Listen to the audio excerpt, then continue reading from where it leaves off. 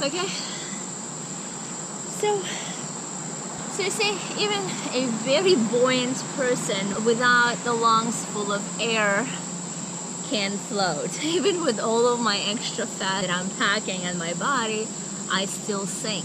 So another thing that you should work on is increasing your lung capacity, right? So the more air you're able to breathe in into your lungs, and the longer you can hold your breath, the more buoyant you are going to be able to be. Please let me know about your process, and once again, thank you for subscribing.